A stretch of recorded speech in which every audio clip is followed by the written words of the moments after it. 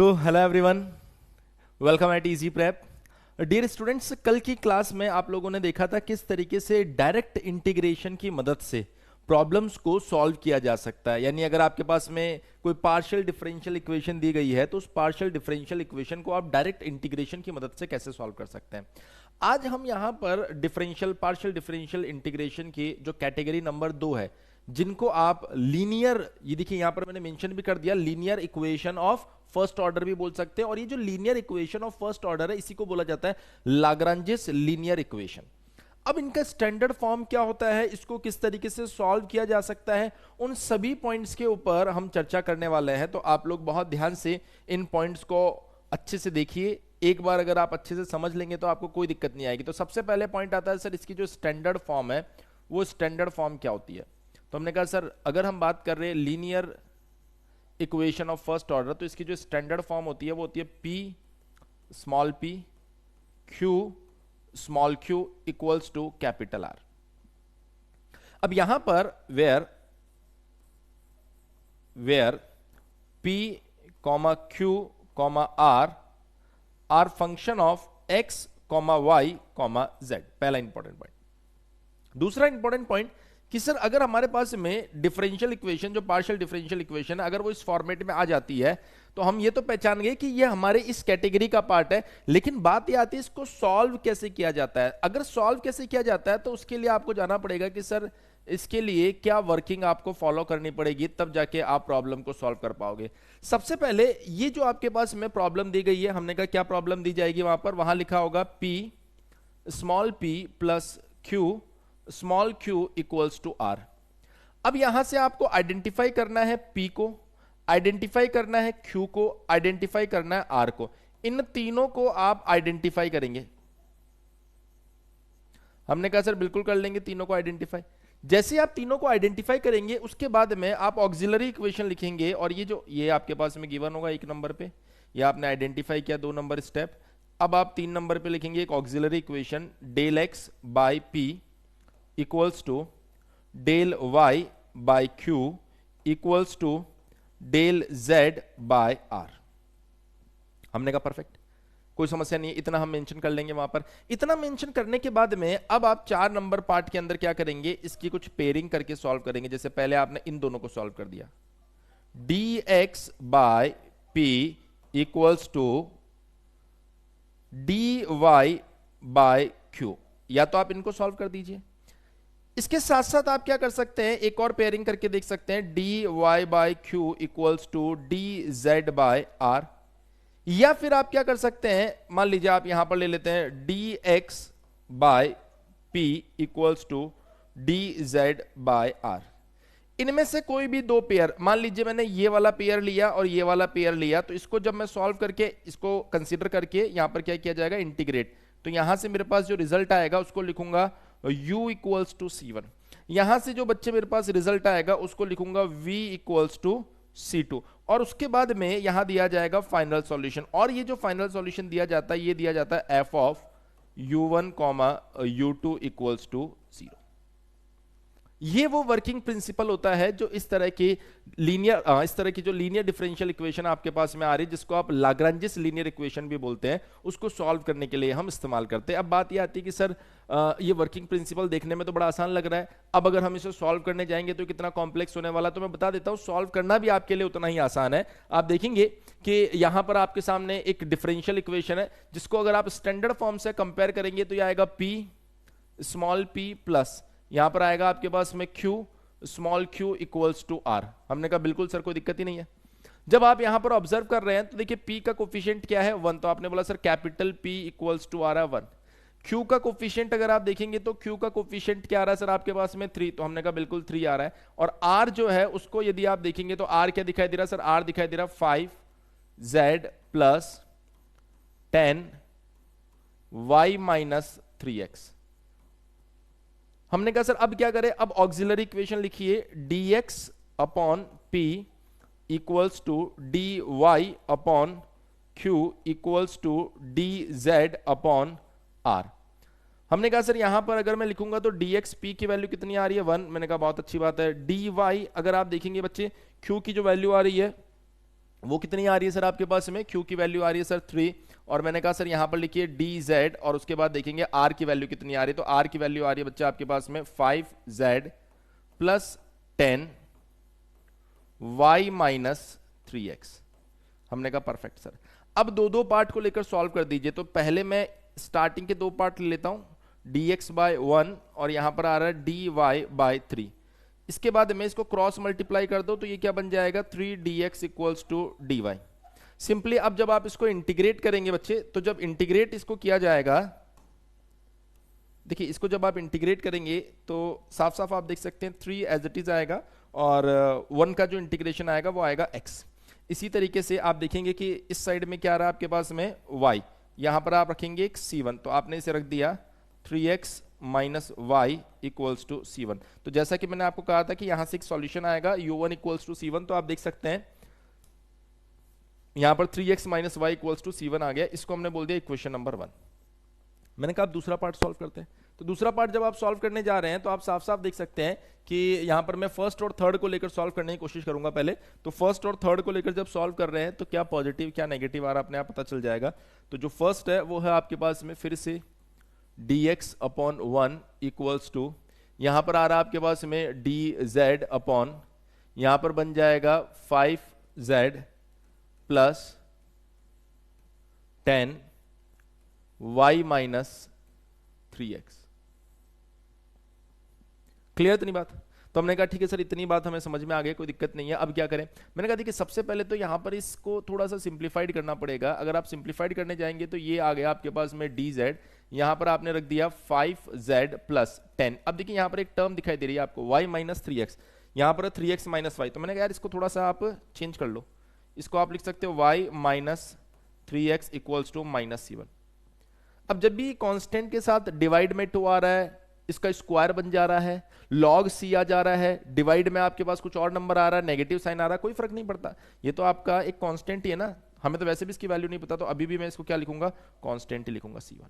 अब कोई बच्चा बोलेगा अरे सर c1 के साथ तो माइनस साइन भी है ना, तो मैंने कहा अगर आपका मन करे तो आप इसको c1 डैश लिख दो, बस कोई फर्क नहीं पड़ेगा। लेकिन फिर भी ठीक है, हम सिंप्लीफाइड फॉर्म को रखते हुए इसको क्या मान लेंगे, वापस से c1 ही मान लेंगे, और एग्जाम में भी कोई फर्क नहीं पड़ता, आप इसको c1 वापस रख सकते हैं। तो यहां पर आपने बोला कि सर ये जो नंबर आ रहा है 10 के साथ में, ये क्या बन गया आपके पास में, c1 बन गया। हमने कहा बिल्कुल सर कोई दिक्कत नहीं है इसके अंदर। तो अगर ये c1 बन गया तो अब क्या करना है, अब बहुत सिंपल है सर। यहां देखिए ये z है, z के पास ही है, ये 1 है कांस्टेंट के पास है, तो अगर आप देखेंगे ये 1 कांस्टेंट x के पास में है, तो 1 का इंटीग्रेशन क्या आएगा बच्चे, यहाँ पे x आएगा और ये बन जाएगा dx इक्वल्स टू। सर यहाँ इसके इंटीग्रेशन में कुछ बच्चे गलती कर सकते हैं, तो मैं आपको बताता हूँ ये dz है, इसको आप पूरे को 1/x मान के देखो, तो ये क्या बन जाएगा सर आपके पास में, सर ये बन जाएगा हमारे पास में log 5z प्लस 10 c1। उसके बाद अंदर जो फंक्शन है उसको डिफरेंशिएट करके डिनोमिनेटर में रखना पड़ेगा, तो यहां पर क्या आ जाएगा 5, और यहां पर आ गया एक कांस्टेंट c2। यहां पर क्या आ गया बेटा, एक कांस्टेंट c2। अब कुछ बच्चों को डिफरेंशिएशन नहीं समझ में आया तो मैं बता देता हूं। जैसे मान लीजिए sin 2x है, इंटीग्रेशन समझ नहीं आया तो sin 2x का इंटीग्रेशन आप कैसे करते हैं। मैंने कहा सर इसका इंटीग्रेशन आएगा, पहले cos साइन का कर दो तो cos 2x माइनस, फिर अंदर जो फंक्शन है इसको डिफरेंशिएट कर दो, तो 2x का डिफरेंशिएशन क्या आ जाएगा 2। सेम प्रोसेस मैंने क्या किया बेटा, यहां पर फॉलो किया है, सेम प्रोसेस जो है वो मैंने इस इंटीग्रेशन के अंदर फॉलो किया है। मेरे ख्याल से कोई समस्या में कोई दिक्कत नहीं आ रही होगी, कोई समस्या भी नहीं आनी चाहिए। तो जहां जहां दिक्कत हो सकती है मैं खुद से उसको एक्सप्लेन कर रहा हूं। तो मैंने कहा सर इस इंटीग्रेशन में दिक्कत आ सकती थी, वो इंटीग्रेशन क्लियर हो चुका है, फिर भी दिक्कत आती है तो इसको डिफरेंशिएट करके देख लो, वापस आपके पास में ये टर्म आ रही होगी। हमने कहा सर अब क्या करना है, अच्छा इधर इंटीग्रेशन कर दिया तो ये dx लिखने की आपको जरूरत नहीं है, इधर इंटीग्रेशन कर दिया ना आपने, इसलिए dx लिखने की आपको जरूरत नहीं है। तो अल्टीमेटली अगर आप देखेंगे तो इस 5 को भेज दीजिए इधर, ये बन गया 5x equals to log 5z plus 10x। अब देखिए थोड़ी सी समझदारी दिखाने की जरूरत है, जब भी आपका इंटीग्रेशन लॉग के फॉर्मेट में आता है ना, तो जब आप कांस्टेंट को लेना तो उसको भी लॉग के फॉर्मेट में ले लो, उससे बेनिफिट मिलता है सिंप्लीफाइड करने में। तो इसको भी लिख दो सर log c2। अब आपको पता होना चाहिए लॉग की एक प्रॉपर्टी, हमने कहा क्या प्रॉपर्टी होती है, अगर आपके पास में log m plus log n दिया गया है तो उसको आप क्या लिख सकते हैं, log mn। हमने कहा बिल्कुल लिख सकते हैं सर। तो ये बन जाएगा आपके पास में 5x इक्वल्स टू log, यहां पर आ रहा है आपके पास में 5z plus 10 C1 multiply by C2। अब आप क्या कर सकते हैं सर, ये e टू द पावर में चला जाएगा, e to the power 5x, और यहां पर अगर आप देखेंगे तो यहां पर क्या आ रहा है आपके पास में 5z प्लस 10 C1, और यहां पर आ गया एक C2। आप चाहे तो, क्योंकि इसको स्टैंडर्ड फॉर्म में लिखना पड़ेगा ना, तो आप इसको लिखेंगे e की पावर 5z डिवाइडेड बाय, यहां पर आ जाएगा e की पावर 5x, यहां पर आ जाएगा 5z plus 10 C1 equals to C2। इसको आपने बोल दिया इक्वेशन नंबर 2। तो आप देखिए ये हो गया आपके पास में u इक्वल्स टू C1, और ये क्या हो गया बच्चे आपके पास में v इक्वल्स टू C2। अब क्या करना है, मैंने कहा अब बहुत सिंपल है। अब आपके लिए बच्चे यहां पर जो कहानी है वो बड़ी आसान है। अब आपको सॉल्यूशन लिखना है। सॉल्यूशन कैसे लिखेंगे, f u1 comma f u comma v equals to 0। आप चाहें तो इसको फंक्शन इसके अंदर लिख सकते हैं। हमने कहा सर यहां पर आ रहा y माइनस 3x कॉमा यहां पर आ रहा है e 5x divided by 5z plus 10 C1 equals to 0। ये देखिए मैंने कंप्लीट इसको सॉल्व कर दिया और क्रिस्टल क्लियर वे में आपको एक एक बात भी समझा दी है। तो मुझे ऐसा नहीं लगता कि इसमें किसी तरह की आपको समस्या होनी चाहिए। एक बार आप स्क्रीन पर देख सकते हैं और मेरे ख्याल से कंप्लीट सॉल्यूशन को ऑब्जर्व कर सकते हैं। किसी तरह की कोई समस्या आपके दिमाग में नहीं आनी चाहिए। लेकिन फिर भी हो सकता है आपके दिमाग में थोड़ा सा डर हो कि सर कैसे सॉल्व किया, कुछ पता नहीं चला, कुछ डाउट्स हमारे रह गए, अगर क्वेश्चन थोड़ा सा अलग तरीके का हुआ तो कैसे डील करेंगे। तो उन सब बातों को ध्यान में रखते हुए मैंने यहाँ पर एक और क्वेश्चन कंसीडर कर रखा है और आप देख सकते हैं वो क्वेश्चन आपकी स्क्रीन पे लिखा हुआ है। इस क्वेश्चन को अगर हम सॉल्व करें तो हमारा काम है सबसे पहले इसको कंपेयर करना, p small p plus q small q equals to r। सबसे पहला काम है आप इससे कंपेयर कीजिए। हमने कहा ये लीजिए सर, हमने कंपेयर कर दिया। हमने क्या कर दिया बेटा, इसको कंपेयर कर दिया। तो हमने कहा सर कोई दिक्कत ही नहीं आ रही है इसके अंदर, किसी तरह की कोई समस्या ही नहीं है। भाई P एंड Q तो वैसे ही फर्स्ट ऑर्डर होता है ना, तो वैसे आप पहचान पा रहे हो फर्स्ट ऑर्डर है। और Z जो है आपका, जिसको आप बोलते हो डिपेंडेंट X और Y के ऊपर, वो लीनियर दिखाई दे रहा है। हमने कहा कोई समस्या नहीं है सर। अब क्या करें, मैंने कहा इसको कंपेयर करके बताओ P कितना आ रहा है। सर P आ रहा है आपके पास में y²। हमने कहा ठीक है सर। Q कितना आ रहा है आपके पास में, सर Q आ रहा है हमारे पास में -xy। हमने कहा ठीक है सर। R कितना आ रहा है, देखो R आ रहा है आपके पास में xz - 2y। ठीक है, बेस्ट है सर। मैंने कहा अब ऑक्सिलरी इक्वेशन लिखो।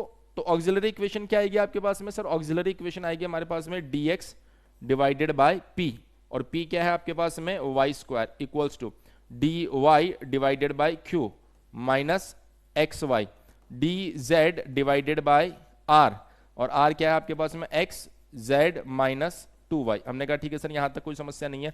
अब हमने क्या किया, दो पार्ट को लेकर सॉल्व करना स्टार्ट किया। तो मैंने कहा सर पहले आप dx upon y² equals to dy upon -x को सॉल्व कर लो। मैंने कहा इसमें देखिए सर एक y से y तो वैसे कैंसिल आउट हो जाएगा। अब x को भेज दो dx के पास में और y को भेज दो dy के पास में। हमने कहा ठीक है सर कोई दिक्कत नहीं है।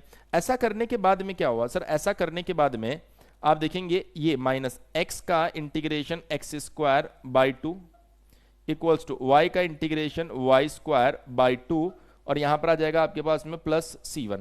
इसको इधर ले आए तो ये बन जाएगा -x² by 2 minus y² by 2 equals to C1। -1/2 आप यहां से कॉमन ले लीजिए बच्चे। जब -1/2 आप यहां से कॉमन लेंगे तो ये बन जाएगा -1/2 x² plus y² equals to C1। इसको भेज दो उधर तो ये बन जाएगा आपके पास में x² plus y² equals to -2C1। मैंने आपको बताया था कि C1 ऑलरेडी कांस्टेंट है, इससे माइनस मल्टीप्लाई करो या 2 मल्टीप्लाई करो कोई फर्क नहीं पड़ता। इसको आप चाहें तो वापस C1 लिख दीजिए, और अगर आपको फिर भी दिक्कत आ रही है तो आप C1 डैश भी इसको लिख सकते हैं। तो ये बन गया u इक्वल्स टू C1। पहला पार्ट आपके पास में आ गया, पहले सॉल्यूशन का पार्ट। तो मैंने कहा सर अब पिछली बार इन दोनों को सॉल्व किया था सर, अब इन दोनों को सॉल्व करके बताओ। मैंने कहा इन दोनों को भी सॉल्व किया जा सकता है। तो आपको क्या करना है, इन दोनों को कंसीडर करना है। तो जब हमने इन दोनों को कंसीडर किया तो यहां आ गया dy minus xy equals to, यहां पर आ रहा है आपके पास में एक dz, और यह आ रहा है आपके पास में xz माइनस 2y। तो देखिए x से x तो यहां पर हो गया कैंसिल आउट, x से x तो आप साफ साफ देख सकते हैं यहां पर क्या हो रहा है, कैंसिल आउट हो रहा है। ये वाला पार्ट जो है ये अगर आपको समझ में आ गया ना तो वो पार्ट आप ऑटोमेटिकली कर सकते हो। ये वाला पार्ट बेटा अगर आपको समझ में आ गया ना तो दूसरे वाले पार्ट में आपको किसी तरह की कोई समस्या आएगी नहीं, आप खुद से ये प्रोसेस लगा सकते हो।